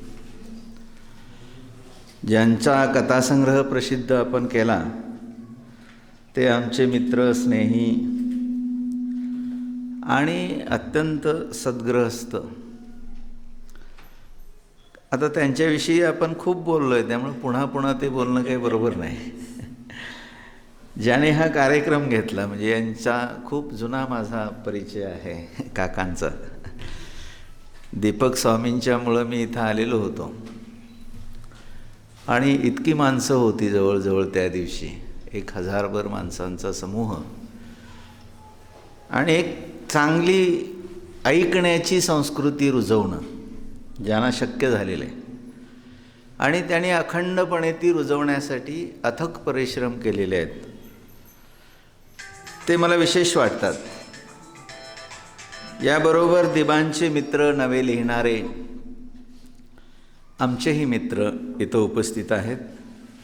मित्र हो, शिंदे सर जसं म्हणाले की हा संग्रह खरोखर महत्त्वाचा आहे. काही वेळा काय होतं की लेखक वाट चुकतो. म्हणजे आपल्यात काय आहे, आपल्या क्षमतांची योग्य वेळी जाणीव जर झाली तर आपण काहीतरी नीट करू शकतो. आणि आपल्या क्षमतांची जाणीवच आपल्याला लवकर झाली नाही तर मग आपण कदाचित वाहवती जाण्याची शक्यता असते. म्हणजे दिबांच्याकडं काय आहे हे दिबांना ह्या संग्रहात कळालं. म्हणजे याच्या आधीची पुस्तकं त्यांची वाईट आहेत असं मी म्हणत नाही, ती चांगलीच आहेत, पण ते काय करू शकले असते मराठी साहित्यात. म्हणजे जो मुद्दा रणधीर शिंदे सरांनी उपस्थित केला की लहान मुलांचं भावविश्व एका बाजूला प्रकाश संताने लिहिलं किंवा राजेंद्र मलोशेने लिहिलं किंवा अन्य कोणी लिहिलं, आणि जे दिबाणी या कथेत आणलं. म्हणजे दिबाणी किंवा कोणीही कथा सांगू नये यासाठीची अथक परिश्रमाची चळवळ मी गेली 10-15 वर्षे चालवतोय. मी कथा सांगणारा दिसला की मी शिव्या देतो. आता त्याला काय माझा नाही इलाज आहे. मी नाही सांगितलं बरं, मला सांगायला येते. ह्याचं कारण असं की चांगली क्षमता असणारी पोरं त्यामध्ये वाया जातात. काहींचा जन्मच कथा सांगण्यासाठी असतो, त्यांना मी बिलकुल म्हणत नाही, तुम्ही सांगाच म्हणतो. उलट मी ऐकतो तशा लोकांच्या कथा. पण ज्यांच्याकडं खरंच क्षमता असते, म्हणजे दिबांच्याकडं खरोखरच क्षमता, इतका सामाजिक संपर्क, इतकी माणसं पाहणं, इतक्या माणसात वावरणं, आणि वावरत असताना त्या माणसांचं सूक्ष्म निरीक्षण करणं आणि काय भोवताली घडतं आहे याचा अंदाज घेणं, हे सगळं दिबांच्याकडं आहे. त्यामुळं अण्णांनी, BS अण्णांनी त्यांना पटकन जा शिवसेनेत म्हटलं, हे वाईटच केलं. उलट त्याने म्हणायला पाहिजे होतं की तू लायब्ररीयन आहेस, 2 पुस्तकं नीट वाच. म्हणजे अण्णांनी दिबांना सांभाळलं, पण अण्णांनी थोडी चूक केली. छडी घेऊन या माणसासमोर बसायला पाहिजे होतं की आणि हे तू वाचायचं आणि हे असं तू लिहायचं. त्यामुळं थोडं अण्णांना मी आरोपीच्या पिंजऱ्यातच उभं करतो की की माणसाला माझ्याकडं काय आहे हे नाही कळालं तर दुसऱ्या वडीलधाऱ्यांची जबाबदारी असते की अरे बाबा हे तुझ्याकडे आहे आणि तू रस्ता चुकता उपयोगाचा नाही, तू नीट रस्त्यानं गेलं पाहिजे. दिबांनी जे विषय मांडलेले आहेत हे सगळे तुमच्या माझ्या भोवतीचे आहेत. रणधीर शिंदे सर म्हणाले की गावगाड्याचे आहेत. आत्ता गावगाड्यातला माणूस वाचवायचा असेल तर काय करायचं? या संग्रहातली प्रत्येक कथा वाचल्यानंतर आपण इथंच येतो की आता काय? तर मग काका जे काम करता आहेत ते काम अधिक गंभीरपणे करण्याची गरज आहे की आता घराघरात पुस्तक नेण्याची गरज आहे. याचं कारण असं आहे की कोणीही नैतिक न उरलेला काळ आहे. कुणाकडनं काय शिकायचं? हे सगळे नेते एक जात ज्यांच्याकडं कुठलीही नैतिकता नाही, काहीच नाही शिल्लक, ज्यांच्याकडे विचार नाही, ज्यांच्याकडे आयडिओलॉजी नाही, असा बजबजाट राजकारणात आहे की यांच्याकडनं काय शिकावं? शून्य. हे आमच्याच घरात शिकलेले आणि कुठं कलेक्टर ऑफिस, कुठं तहसीलदार ऑफिस, कुठं अन्य नोकऱ्यांच्यामध्ये, पतसंस्थेमध्ये, शाळांमध्ये, महाविद्यालयात गेले. आमच्याच घरात शिकलेली पोरं अत्यंतिक मूल्यहीन जगतायत. आणि त्यांनी बरं मास्तरकडनं तर काय घ्यायचं, तो पैसे भरून नोकरी मिळवणार. म्हणजे ज्याचा जन्मच अनैतिक आहे तो नैतिकता सांगू शकतो का? म्हणजे मी एखाद्या संस्थाचालकाला 30-35 लाख रुपये नेऊन द्यायचे आणि मी कॉलेजच्या पोरांना सांगायचं की तुम्ही नैतिकतेने वागा. नशीब एवढंच की ती पोरं जोडा घेऊन पाठीमागं लागत नाही. कुणाकडनं काय शिकायचं शिल्लकच नाही. हे सगळे आमचे खेड्यापाड्यातले नवे शिकलेले लोक अत्यंत भ्रष्ट झाले. कुठल्याही अर्थानं पांढरपेशा खेड्यातल्या माणसाकडनं शिकण्यासारखं काहीही नाही. किंवा तो असं सांगू शकत नाही की तुम्ही असं वागा, कारण त्याचं सगळं जगणंच आपल्यासमोर आहे. की काय करतो हा, व्यासपीठावर असं बोलतो, खाजगीत हा व्यवहार करतो. पुस्तकच फक्त खेड्यातल्या माणसाला तगवू शकतो, जगवू शकतं. ते खरं बोलतं. हे पुस्तकाला खोटं बोलता येत नाही. म्हणजे नोटबंदीतली सगळी कथा वाचत असताना हे माझ्या मनात आलं की अरे काय भोवतालचं वर्तमान गरगरतंय. किती पद्धतीनं खेड्याला गिळंकृत करणाऱ्या यंत्रणा खेड्यातल्याच लोकांनी तयार केले. म्हणजे आमची शिकलेली पोरं ही वाह्यात निघाली आणि खेड्याचं अपरिमित नुकसान झालं. अपरिमित न भरून निघणारं. कुठले लढे शिल्लक राहिले, कुठल्या चळवळी शिल्लक राहिल्या, कुठले जगण्याचे प्रश्न घेऊन माणसं रस्त्यावर आहेत. याचा अर्थ आज प्रश्नच नाहीत का? म्हणजे एक नोटबंदी कथा जरी वाचली तर किती प्रश्न उभी करते पहा. की अख्ख्या खेड्याची अर्थव्यवस्था कशी चालते ह्याचा अभ्यास असणारा माणूस या नोटबंदीचं समर्थन करू शकेल का? आमच्या खेड्यापाड्यातल्या बाया कधी नवऱ्याकडनं घेतलेले, नवऱ्याकडून, मुलाकडून, कुणाकडून, सासरकडून, माहेरकडून जे काही 10, 5, 50 रुपये ती सगळ्यांपासून लपवून ठेवते डब्यात. कशासाठी ठेवते? की जेव्हा कधी अडचणीचा प्रसंग निर्माण होईल तेव्हा आपल्या घरात 2-4 हजार असले पाहिजेत. म्हणजे ती अख्ख्या आयुष्याचं अर्थकारण त्या डब्यात साठवते. आणि एका दिवसात तिचा, एका क्षणात तिच्या डब्यातले पैसे शून्य होतात. काय झालं असेल त्या बाईच्या अंतःकरणाचं? तुम्ही म्हणाल काय ती काय बँकेत जमा करेल? अरे बाबा, जमा करेल हे बरोबर आहे, पण ज्यांच्या पासून लपवून ठेवले त्याच्या हातात द्यावे लागणार आहेत. पुढे येणाऱ्या संकटाचं काय? किती प्रश्न निर्माण केले पहा. आणि ही एक कथा आपल्याच घरातले कोपरे शोधायला भाग करते आपल्याला. मगाशी जे मी म्हणालो की अशी पुस्तकंच आता खेड्याला वाचवू शकतील, अन्यथा बकाल झालेलं होतं. पण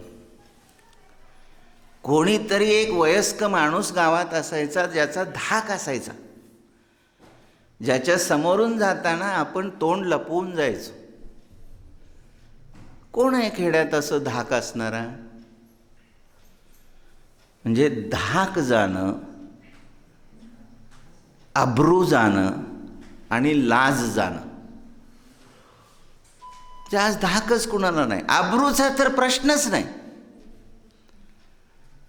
म्हणजे कधी काळी म्हणायचे लोक की लाज काय गुंडाळून ठेवला का? आता गुंडाळून ठेवणारे 100% आहेत. काही वाटतच नाही त्यांना.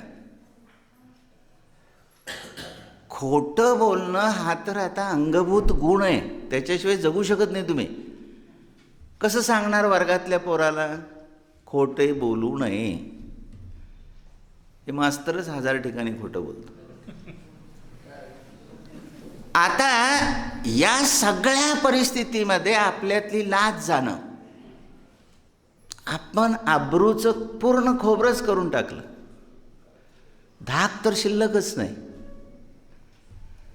पुस्तक माणसात लाजही निर्माण करतं, अब्रूलाही थोडंसं रुजवतं आणि धाकही निर्माण करतं की तू असं जगलं पाहिजे. त्यामुळं आता संस्काराला फक्त एकट्याकडंच जबाबदारी आलेली आहे, ती पुस्तकांची, पुस्तकावर. आणि ती पुस्तकच घरातनं हद्दपार आहेत. बरं, पुस्तकं ज्यांच्याकडं असायला पाहिजेत त्यांच्या घरात मात्र सगळा साड्यांचा सुळसुळाट, फ्रीज, फर्निचर, अशी सगळी ऐश दाखवणारी यंत्रणा, आणि पुस्तक मात्र एकही शोधून सापडत नाही. म्हणजे उद्या तुम्ही तुमच्या भागातल्या किंवा आजूबाजूच्या सगळ्या मास्तरांची घरं तपासायची आणि त्यांच्या घरात पुस्तक शोधायचं. कारण आमची इच्छा असणार ना की यांच्यात पुस्तक असणार. या लोकांनी पुस्तकाला हद्दपार केलेलं आहे, ते पुस्तक पुन्हा घरात आणलं पाहिजे आता. आणि मुलाला मोबाईलचं वाचावं ही सवय कुणी लावली? म्हणजे शाळाच आता सांगतात अँड्रॉइड मोबाईल घ्या, आम्ही ऑनलाईन शिकवणार आहोत. आपली पोरं बर्बाद होणार आहेत. म्हणजे ह्याचं जे जे समर्थन करता आहेत हे अत्यंत चुकीचं आहे. कारण मूल शिकत असतं ते माणसाच्या एकूण वर्तनाचं अनुकरण करून शिकत असतं. ऑनलाईनमध्ये ते काय बघतं, इथं संस्कार त्या मुलावर काय होतील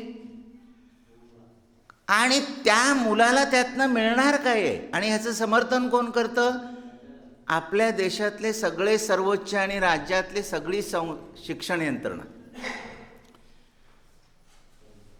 कोणी असं म्हणत नाही की नाही आम्हाला हा अँड्रॉइड चालणार नाही, आमच्या मुलाला तुम्ही फिजिकली शिकवलं पाहिजे, ऑफलाईन शिकवलं पाहिजे. एका कोरोनानं तुमच्या मुलांच्या मधली सगळी आता जी 2 वर्षापूर्वी पहिलीत आलेली मुलं आहेत त्यांना शाळाच माहिती नाही. कोरोनानं बर्बाद केलेले आहेत, लक्षात घ्या. म्हणजे ही कथा जेव्हा मी वाचत होतो की काय प्रश्न निर्माण केले कोरोनानं, आणि मग माझ्या लक्षात आलं असं की कोरोना येण्या इतके नालायक कोण वागले? आपणच वागलो. आपण पर्यावरणाचा ऱ्हास केला, आपण प्रचंड प्रदूषण केलं, आपण डोंगरच्या डोंगर खलास करून टाकले, सगळं पाणी नासवून टाकलं. म्हणजे कृष्णेत मी उतरलो आणि ओंजळभर पाणी प्यायचं म्हटलं तर ही सगळी रासायनिक खतांची ओघळ त्या पाण्यात आल्यामुळं ते पाण्याला मूळ चवच राहिली नाही. आम्हीच सगळं बर्बाद केलं. आणि माणसाची सगळी प्रतिकारशक्ती आम्हीच घालवली. चहा कुणी आणला? शेतकऱ्याच्या घरात. बेकरी प्रॉडक्ट्स कुणी आणले? शेतकऱ्याच्या घरात. शेतकऱ्याची जी समृद्ध परंपरा होती त्यातले सगळे पदार्थ त्याच्या घरातून हाकलले. म्हणजे आंबील आता कोणतरीच करत असेल, डांगर आता कुणाच्या तरी घरातच असेल, माडगा आता कुठल्याही बाईला करता येण्याची शक्यता नाही, नाचण्याची भाकरी काळी दिसते. हे सगळं हद्दपार करून मग आपण म्हणायला लागलो की आमची प्रतिकार शक्ती कमी झाली, पटकन आम्हाला आजार व्हायला लागले. कोरोनाला म्हणजे किती माणसं बळी पडली गेली, प्रत्येकाच्या कुटुंबातला एक दुसरं माणूस गमावावं लागलं. पण ही परिस्थिती आपणच आणली. याचं महत्त्वाचं कारण या पुस्तकातनं मला जे आणखी सापडलं की आपण माणूस घडवणं विसरलो किंवा माणसं निर्माण करणं विसरलो. शाळा विसरल्या. हे शाळेला माणूस नको आहे, त्यांना कॉलेजला माणूस नको आहे, त्यांना फक्त पैसे काढले पाहिजेत, आणले पाहिजेत. आता पैसे आणणारा तुम्हाला मशीनसारखा जर पोरगा पाहिजे असेल तर तो माणुसकीनं किंवा माणूस म्हणून सक्षम असेल का? म्हणजे एक पुस्तक किती गोष्टींविषयी विचार करायला लावतं पहा. म्हणून प्रत्येकाच्या घरात आता किमान आपण बाजारला गेलो तरी मिळालेलं एक पुस्तक आणलं पाहिजे आणि ते पोरासमोर टाकलं पाहिजे. कारण आपण पोरावर संस्कार नाही करू शकत. म्हणजे आई बाबा मोबाईलवर चॅटिंग करणार आणि पोराला सांगणार की मोबाईल वापरू नको. आई बाबा टी व्हीवरच्या मालिका बघत बसणार आणि पोराला सांगणार अभ्यास कर म्हणून. ते बघतं ना, तुम्ही काय करता आणि मला काय सांगता. इतक्या पद्धतीनं हा सगळा वाईट विळखा पसरलेला आहे. दुरुस्त फक्त पुस्तकच करू शकतं, मोबाईल करू शकत नाही. हे धडधडीत खोटं बोलतायत लोक की ही इंटरनेट क्रांती झाली, मोबाईल क्रांती झाली. आपण हे मान्य करूया की हे आम्हाला चालवता आलं पाहिजे, आपल्याला कळलं पाहिजे, इथंपर्यंत ठीक आहे. पण हेच माझं भलं करणार आहे हे साफ चुकीचं आहे. जे सांगतात ना की इंटरनेटमुळं विश्व खेडं झालं. अमेरिकेत काय घडलं तर दुसऱ्या सेकंदाला इथं कळतं. करायचं काय घेऊन ते? इथं एडेनिप्पानीत इस्लामपुरात काय झालं हे जर मला कळत नसेल तर त्या अमेरिकेत झालेलं घेऊन काय करायचं? धडधडीत फसवणूक आहे, गोरगरिबाची फसवणूक आहे, सामान्य शेतकऱ्याची फसवणूक आहे, दीनदलित आदिवासीची फसवणूक आहे. आणि हे फसवणारे आपलेच लोक आहेत. आपल्याच घरातून शिकून गेलेला कोणीतरी पोलीस असतो, आपल्याच घरातून शिकलेला कोणी तलाठी असतो, आपल्याच घरातून शिकलेला कोणी कलेक्टर असतो, मास्तर असतो, प्राध्यापक असतो. हे सगळं असं भोवती असताना मुलं वाचवायची कशी आपली? आमच्या पोरांचं भवितव्य काय? आणि त्याच्याविषयी सजग चिंता अनेक प्रश्न उभा करून हा कथासंग्रह माझ्यासमोर ठेवतो. हा कथासंग्रह उत्तम आहेच, पण याचा जो चित्रकार आहे अणवर, हा मोठा चित्रकार आहे या भागातला. म्हणजे यावर्षी त्यानं केलेली 3-4 मुखपृष्ठ मी बघितली दिवाळी अंकांची, की आपल्या जवळपास असा एक कोंचला असणारा मोठा माणूस आहे. अशी जिथं जिथं माणसं असतील ती जपली पाहिजेत. नवे लिहिणारे जे असतील ते जपले पाहिजेत. दिबा सरांसारख्या लोकांनी आता आपल्यात काय आहे हे कळलेलं आहे तर आणखी खूप लिहिलं पाहिजे. त्यांच्या पुढच्या लेखनाला माझ्या अत्यंत शुभेच्छा. त्यांना चांगलं आरोग्य लाभो, त्याने आणखी चांगलं लिहावं. आणि ते आता राजकारण वगैरे दिबासर बास झालं, आता 65 ओलटला तुम्ही.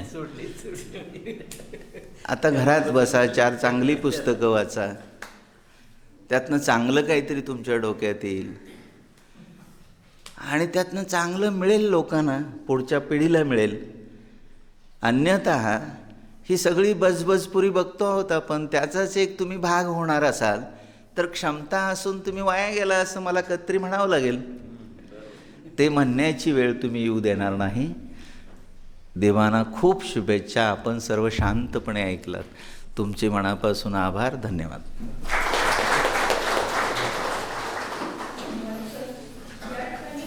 नमस्कार. जय किसान मंडळ आयोजित नोटबंदी कथासंग्रह प्रकाशन समारंभ प्रसंगी व्यासपीठावर उपस्थित असलेले सर्व मान्यवर आणि सर्व उपस्थित श्रोते हो, आज या ठिकाणी आपणाला अत्यंत चांगली वैचारिक मेजवानी आस्वाद घ्यायला मिळाला असं म्हटलं तर चुकीचं ठरणार नाही. नोटबंदी या कथासंग्रहाचं प्रकाशन झालं आणि हा कथासंग्रह कसा तयार झाला याचं मनोगत व्यक्त करत असताना प्राध्यापक दिबा पाटील सरांनी समाजातील संवेदन आणि अत्यंत सूक्ष्म निरीक्षण करून ह्या कथांचा जन्म कसा झाला हे सांगितलं. आणि ह्या सर्वच कथा हा समाजातले सर्व प्रश्न कसे मांडता आहेत याचाही त्यांनी या ठिकाणी उलगडा केला. पण शेवटचे काही शब्द ऐकायचे होते. मातृभक्त असणारे दिबा पाटील यांना काही विचार व्यक्त करण्यामध्ये थोड्याशा भावना आवर्त्या आल्या नाहीत. खरं तर मातृप्रेमानं भारावलेलं व्यक्तिमत्व आणि त्यामुळं संवेदनशील घटकाकडे त्यांचं लक्ष सातत्यानं समाजाकडे जातं आणि त्यातूनच ह्या नव्या कथा त्यांच्या प्रतिभेच्या चांदण्यानं फुलत आहेत. आणखी असेच कथासंग्रह सर फुलत राहूत ही तुमच्यासाठी मंडळाच्या वतीनं शुभेच्छा.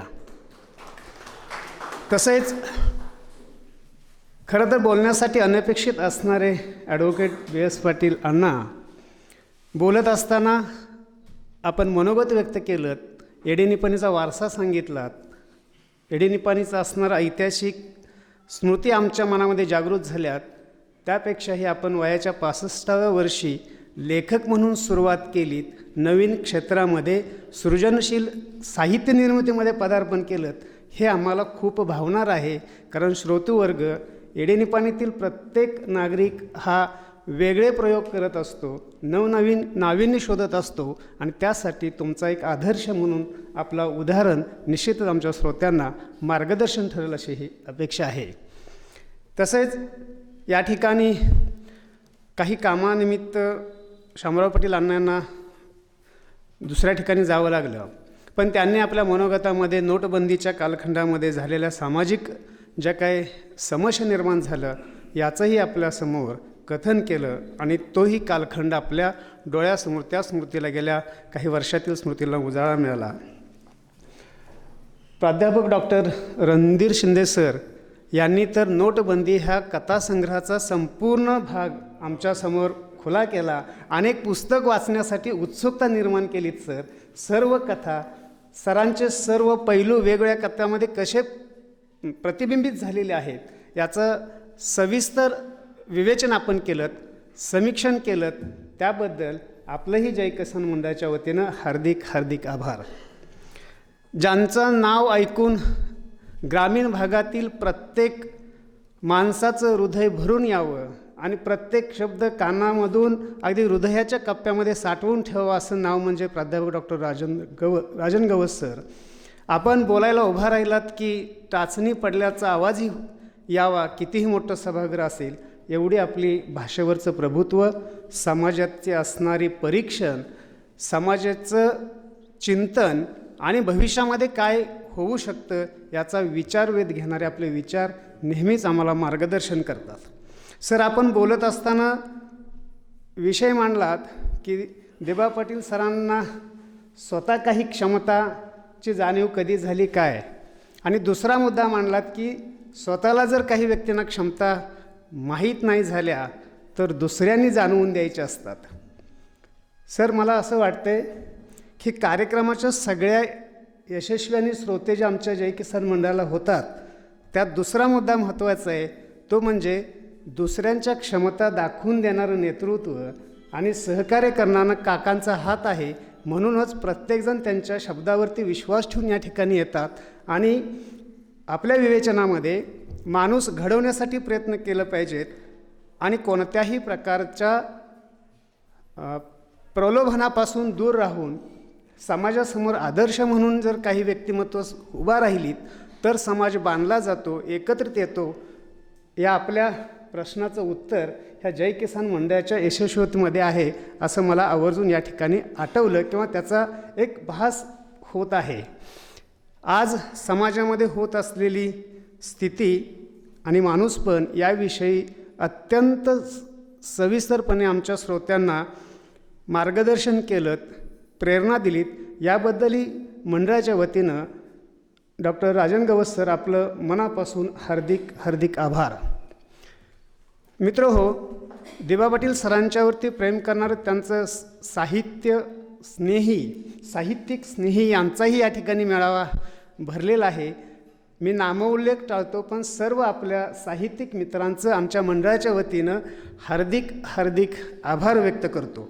हा कार्यक्रम घेत असताना जी तयारी करावी लागते त्यासाठी लक्ष्मी समूहाचे सर्व पदाधिकारी तसेच सर्व सेवक वर्ग यांनीही हा कार्यक्रम यशस्वी करण्यामध्ये मोलाचं सहकार्य केल्याबद्दल या सर्व पदाधिकाऱ्यांचं आभार मानतो. आणि ज्यांच्या स्वागताध्यक्षांच्या खांद्यावरती ही जबाबदारी होती त्यांनी अत्यंत समर्थपणे आम्हाला मार्गदर्शन करून हा कार्यक्रम यशस्वी केल्याबद्दल काकांचंही या ठिकाणी मी आभार व्यक्त करतो. खरं तर कार्यक्रम आमचाच आहे, परंतु ही जबाबदारी मोठी होती त्याबद्दल त्यांचंही हार्दिक आभार मानून अगदी वेळ खूप वेगळी होती तरीही सर्व श्रोते या ठिकाणी आपला बहुमोल वेळ काढून उपस्थित राहून या कार्यक्रमाचा आस्वाद घेतलात. याबद्दल सर्व श्रोत्यांचं ज्ञात अज्ञात व्यक्तींचा आभार मानून हा पुस्तक समारंभाचा प्रकाशन समारंभ संपन्न झाला असं मी जाहीर करतो. धन्यवाद.